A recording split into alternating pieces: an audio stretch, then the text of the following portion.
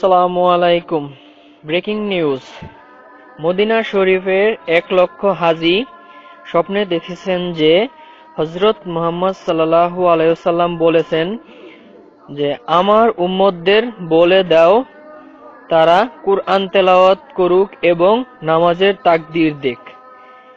এই মেসেজটি যে 20 জনের কাছে পাঠাতে পারবে সে 9 দিনের মধ্যে যে কোনো একটি খুশির সংবাদ পাবেন, আর না দিতে পারলে 20 বছরেও কোনো খুশির সংবাদ।